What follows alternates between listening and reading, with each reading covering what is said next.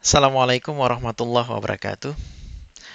Pada hari ke-45 pelaksanaan lockdown Malaysia pada hari Jumat 1 Mei 2020, 8 Ramadan 1441 Hijriah bertepatan dengan Hari Buruh Sedunia. Eh, Perdana Menteri Malaysia Tan Sri Muhyiddin Yassin kembali tampil ke publik dengan pidato atau perutusan khasnya pada pukul 11 pagi hari itu. Sebagaimana perutusan khas sebelumnya, Perdana Menteri selalu ditunggu-tunggu oleh publik Malaysia tentu, karena biasanya selalu ada pengumuman penting terkait dengan lockdown.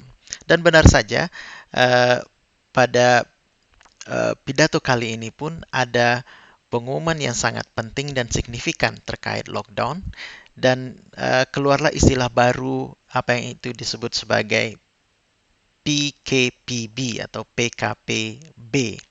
Sebelumnya kita sudah berkenalan dengan PKP, lalu PKPD, kemudian kini PKPB. Apakah itu? Nah, inilah yang akan kita bahas dalam video ini. PKP adalah Perintah Kawalan Pergerakan. Itu adalah nama lain atau nama resmi dari lockdown Malaysia sebenarnya. Jadi Perintah Kawalan Pergerakan, dan mulai diperkenalkan ketika Perdana Menteri Tan Sri Muhyiddin Yassin mengumumkan pelaksanaan lockdown pada tanggal 16 Maret yang lalu. Kemudian PKPD itu diperkenalkan menjelang fase kedua kalau saya tidak salah.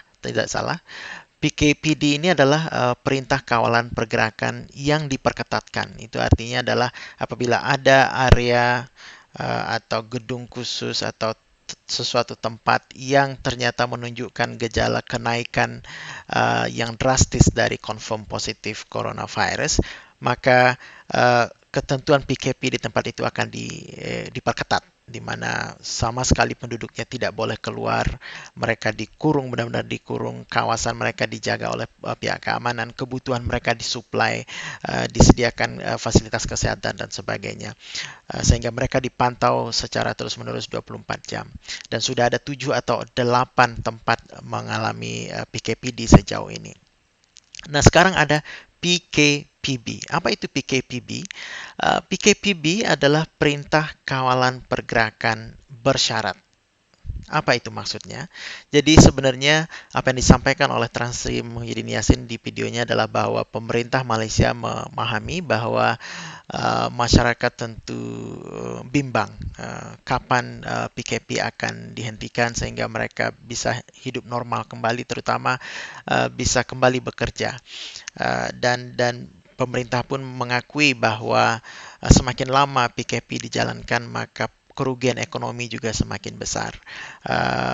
Tan Sri menyebutkan bahwa perharinya pemerintah Malaysia kehilangan 2,4 miliar ringgit Malaysia, sehingga sejauh ini sudah merugi sebesar 63 miliar ringgit Malaysia. Seandainya PKP diteruskan selama 1 bulan ke depan, maka kerugian pemerintah Malaysia akan mencapai 98 miliar ringgit Malaysia. Anda hitung sendiri berapa dalam rupiah. Hitung saja 1 ringgit adalah sekitar 3.500 rupiah. Jadi pemerintah pun perlu memulai usaha untuk merestart atau memulai kembali ekonomi agar kerugian itu secara gradual bisa dikurangi. Nah, itulah sebenarnya dimaksud dengan PKPB, yaitu keputusan pemerintah untuk membuka kembali sektor-sektor ekonomi, hampir semua sektor ekonomi, kecuali yang dikecualikan. Kita nanti lihat apa itu yang dikecualikan. Sektor-sektor ekonomi itu diperkenankan untuk dibuka kembali secara menyeluruh mulai tanggal 4 Mei 2020 hari Senin nanti. Tapi tentu saja pembukaan ini tidak membuka begitu saja sebagaimana keadaan normal sebelum PKP. Pembukaan itu akan tertakluk pada ketentuan-ketentuan yang ketat atau SOP, Standard Operating Procedure yang ketat yang dikeluarkan oleh pemerintah Malaysia. Benar saja beberapa menit setelah pidato perutusan khas Perdana Menteri, maka di channel Telegram MKN, Majelis Keselamatan Negara, di-post demikian banyak SOP untuk pelaksanaan PKPB ini. Jadi setiap sektor ekonomi yang diperbolehkan untuk beroperasi kembali memiliki SOP-nya tersendiri. Dan ada SOP yang bersifat general juga. Untuk itu mari kita lihat untuk lebih mengenal apa itu sebenarnya PKPB yang dimaksud oleh pemerintah Malaysia. Tentu saja PKPB ini diputuskan untuk dilaksanakan, yang intinya adalah memulai kembali kegiatan-kegiatan ekonomi, artinya melonggarkan ketentuan-ketentuan PKP adalah buah dari pelaksanaan PKP sebelumnya sejak tanggal 18 Maret. Ini adalah bukti bahwa PKP yang dilaksanakan sebelumnya sejak 18 Maret itu betul-betul membawa hasil, mampu memflatkan kurva kasus aktif di Malaysia, dan memang statistik harian selama ini, belakangan ini paling tidak dalam 3 pekan terakhir menunjukkan tren yang menggembirakan, di mana lebih banyak setiap harinya confirm positif lebih besar daripada jumlah yang sembuh setiap hari lebih banyak daripada confirm positif, sehingga case aktifnya mulai menunjukkan penurunan secara perlahan. Nah, ini adalah SOP untuk pembukaan semula ekonomi atau PKPB, Perintah Kawalan Pergerakan Bersyarat, yang akan resmi dimulai pada hari Senin 4 Mei 2020. Disebutkan bahwa tujuannya adalah bahwa mulai 4 Mei pemerintah akan merestart ekonomi dengan membenarkan industri atau aktivitas perniagaan tertentu beroperasi secara menyeluruh. Namun tertakluk pada garis panduan atau SOP tertentu. Apabila ada pihak bisnis, sektor industri atau perniagaan yang ternyata melanggar SOP tersebut, maka pemerintah akan mengambil tindakan tegas yang telah terbukti selama ini.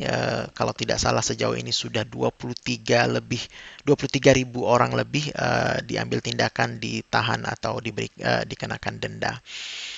Nah, SOP ini sebenarnya mempertimbangkan norma baru dalam menjalankan bisnis dan kehidupan selepas coronavirus ini. Jadi dengan ini pemerintah mengatakan bahwa kehidupan tidak akan kembali normal. Ada norma baru yang harus diikuti atau dipatuhi, dijalankan, diamalkan. Ada 4 bagian besar, yaitu pertama mengamalkan langkah-langkah kesehatan, kebersihan yang kedua, kemudian langkah-langkah pencegahan penularan atau jangkitan, dan yang cukup penting juga adalah mengelakkan berbagai bentuk, apapun bentuk perhimpunan atau kerumunan orang. Jadi kalau kita lihat lebih detail sejauh masing-masingnya, langkah-langkah kesehatan yang dimaksud adalah social distancing harus tetap dijalankan, sekurang-kurangnya 1 meter, kalau bisa 2 meter. Kemudian menggunakan face mask atau topeng muka disebut di sini, atau masker di Indonesia, digalakkan sepanjang masa setiap waktu dan bahkan diwajibkan dalam keadaan tertentu. Amalan kebersihan yang tinggi, artinya menjalankan standar kebersihan yang tinggi, mencuci tangan lebih sering dengan sabun atau hand sanitizer. Bisnis premises harus menyediakan fasilitas sabun dan hand sanitizer untuk pekerja maupun pelanggannya. Kemudian pembersihan premis juga harus lebih sering. Pencegahan jangkitan seperti adanya protokol pemantauan penyakit, kemudian penjarakan social distancing, dan melatih pekerja untuk lebih aware dan lebih vigilant, memantau sekitarnya apabila ada kasus yang diduga terjadi dan melaporkan segera. Dan ini yang paling penting, mengelakkan sebarang bentuk perhimpunan. Jadi aktivitas sosial, ibadah, apapun itu yang melibatkan banyak orang di satu tempat, perhimpunan atau kerumunan, maka masih tetap dilarang, gitu ya. Peringatan pentingnya di sini dikatakan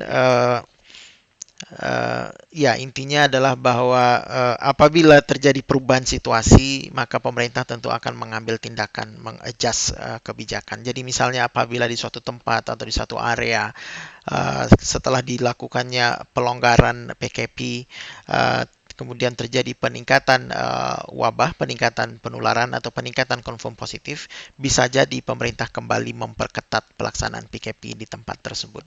Kemudian juga publik diminta untuk mendownload aplikasi My Sejahtera untuk membantu berkontribusi pada pemantauan dan pematuhan SOP. Jadi di aplikasi ini nanti saya yakin ada menu untuk melaporkan situasi dan aplikasi My Sejahtera ini juga location based, jadi di mana Anda berada bisa dideteksi secara otomatis. Mungkin suatu waktu kita akan bahas khusus untuk aplikasi My Sejahtera ini. Saya sudah download tapi belum sepenuhnya saya gunakan. Oke, ini adalah senarai aktivitas yang dilarang. Senarai artinya daftar atau list. Daftar aktivitas yang tetap tidak boleh dibuka setelah 4 Mei 2020 nanti. Jadi cukup panjang sebenarnya, hanya bisnis aktivitas yang tidak ada di dalam senarai ini saja yang boleh beroperasi, tapi yang di sini tidak boleh.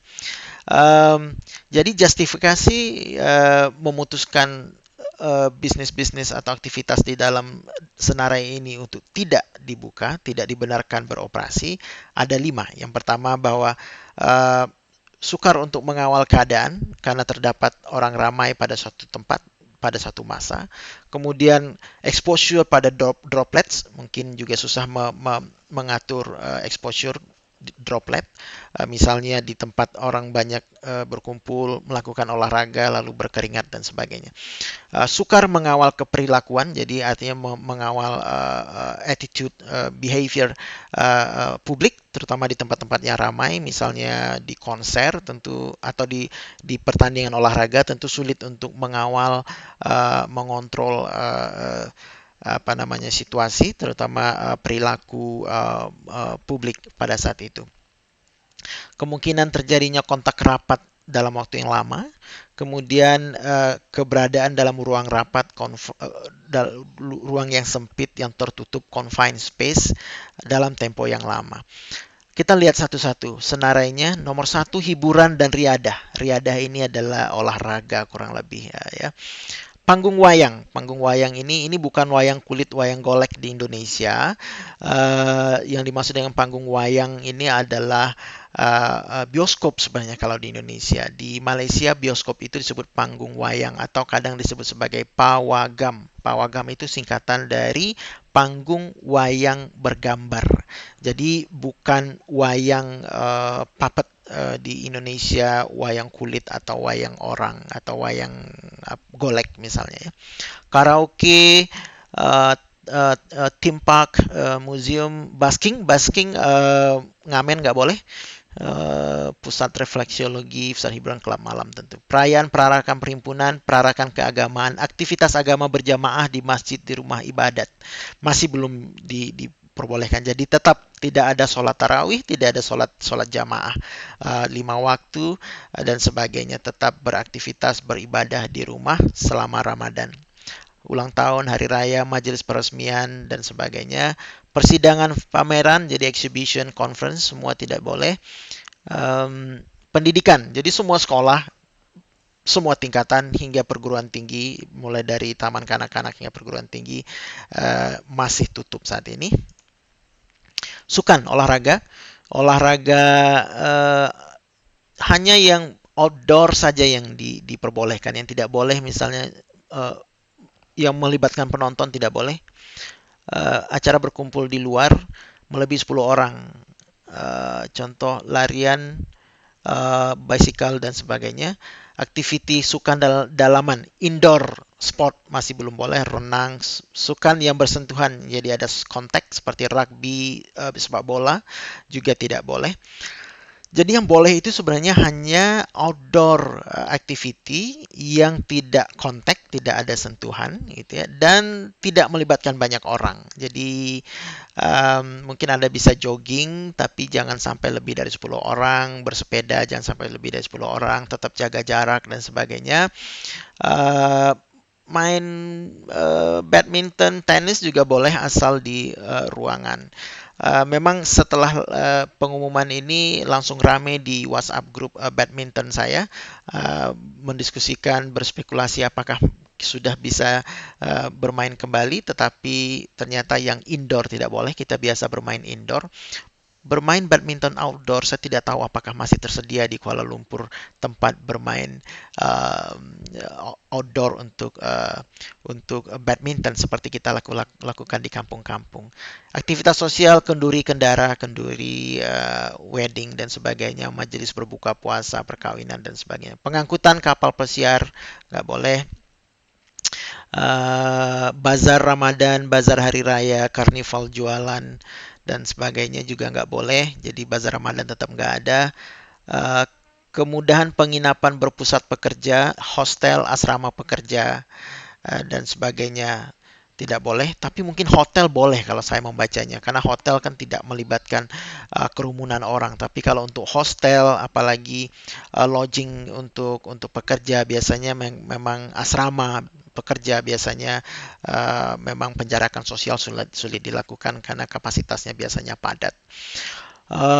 Pemesangan pemasangan penyelenggaraan jentera. Jentera ini energi power gitu ya, power di sektor service dan tower. Kemudian kedai pakaian, aksesori fashion belum boleh. Dobi belum boleh, khusus untuk Dobi layan diri. Layan diri ini self-service Dobi. Dobi itu bahasa Indonesia apa ya? Laundry bahasa Inggris ya. Ceramah, seminar, kursus, latihan, sebagainya nggak boleh. Workshop, activity pensijilan bagi agri commodity, ini sertifikasi bagi komoditas pertanian. Gunting rambut dan salon kecantikan masih belum dibuka, jadi sebagian besar kita sekarang sudah gondrong, kita nikmati saja. Perbankan masih tidak dibenarkan, artinya perbankan activity menjual sales di luar premis ya. Kalau di premisnya sih boleh, tapi dengan tetap penjarakan sosial. Pengurusan perhutanan, perlombongan, pengkurian perlombongan ini mining ya. Perladangan pertanian juga belum boleh, terutama hari bertemu pelanggan dan sebagainya, convocation dan seterusnya. Jadi lagi-lagi intinya yang melibatkan banyak orang. Perikanan, seni kreatif, penggambaran film, acara konser dan seterusnya. Kebudayaan, kesenian, pelancongan pariwisata dan perhotelan. Oh, perhotelan juga belum boleh. Penggunaan fasiliti hotel seperti surau, gimnasium, spa, sauna, lounge, kolam renang, bilik mesyuarat, dewan seminar, bilik latihan, restoran, dan kafe bagi tujuan buffet. Oke, sepertinya perhotelan fasilitas-fasilitas ini nggak boleh dipakai, tetapi lodgingnya, kamarnya, menginap di kamar hotel sepertinya boleh. Itu pendapat saya. Nanti kita cek lagi ya. Nah, itu SOP secara umum mengenai pelaksanaan PKPB, Perintah Kawalan Pergerakan Bersyarat di Malaysia, yang akan mulai berkuat kuasa efektif mulai hari Senin 4 Mei 2020 nanti. Nah, ini adalah contoh SOP yang lebih detail per sektor ekonomi. Saya ambil contoh saja sektor makanan di sini. Kemudian kemarin juga dirilis setelah pidato dari Perdana Menteri. Misalnya ini untuk restoran Medan Selera, pusat penjajah Medan Selera ini kalau di Indonesia adalah Pujasera, pusat jajan serba ada. Pujasera di sini disebut sebagai Medan Selera. Kemudian gerai makan tepi jalan berbumbung beratap, beratap atau kios, sorry. Di sini diberi SOP seperti waktu beroperasinya boleh jam berapa, 5 sampai jam 12 malam, tapi kehadiran pelanggannya hanya jam 7 sampai 10 malam. Kapasitas pekerja boleh 100%, jadi boleh semua pekerja masuk. Ini misalnya protokol yang harus dipatuhi mengenai susunan meja, jarak 2 meter, maksimal 1 meja 4 orang, itu pun kalau meja besar, gitu ya. Kemudian premis perlu menyatakan dengan jelas bilangan pelanggan yang dibenarkan pada satu masa untuk memenuhi keperluan penjarakan sosial. Jadi setiap premis harus memastikan dan menginformasikan berapa maksimal pelanggan yang boleh berada di tempatnya pada satu saat tertentu. Hand sanitizer untuk kebersihan, penggunaan peralatan digalakkan menggunakan yang biodegradable yang boleh dipakai lalu dibuang, menggunakan cairan pencuci dan sebagainya. Jadi ya ini untuk food truck, untuk penjajah juga ada. Intinya penjarakan sosial, kebersihan lagi, merekod suhu pekerja di sini juga ada ya. Ini juga ada merekod suhu pekerja. Untuk pasar awam, pasar publik berbumbung, pasar borong. Pasar borong itu ya apa di kita ya, grosir ya, grosir. Kemudian pasar segar, fresh market juga ada ketentuannya. Boleh kapasitas pekerja 100%. Pasar raya mini, kedai runcit ini kedai kelontong, kedai serbanika, kedai serba ada gitu ya. Jadi semua ini hanya untuk sektor makanan. Sektor-sektor lain juga pemerintah melalui MKN mengeluarkan SOP-SOP yang relevan untuk itu. Jadi itu sebenarnya apa itu PKPD. Jadi kita punya PKP, kita punya PKPD, kita punya PKPB sekarang. Jadi mulai berkuat kuasa hari Senin 4 Mei, tetapi bukan berarti PKP sudah ditutup atau sudah dihentikan, belum. Jadi PKP masih berlanjut. Sebagian besar penduduk masih diminta untuk stay di rumah, anak-anak belum mulai sekolah gitu ya. Keluar hanya untuk keperluan tertentu dan perlu saja. Dalam hal ini tentu untuk apa namanya, apabila Anda ingin bekerja saja misalnya intinya, atau berbelanja kebutuhan pokok begitu. Jadi itu barangkali update saya atau informasi penjelasan mengenai PKPB yang diumumkan oleh Perdana Menteri Malaysia Tan Sri Muhyiddin Yassin pada hari Jumat 1 Mei yang lalu. Oke, Bapak, Ibu, Om, Tante, Broensis, mudah-mudahan bermanfaat video ini. Semoga virus corona ini cepat berlalu. Jangan lupa subscribe ke channel di Khaira TV untuk update harian COVID-19 crisis. Stay at home, stay safe, stay healthy, jangan kemana-mana, jaga jarak. Wassalamualaikum warahmatullahi wabarakatuh.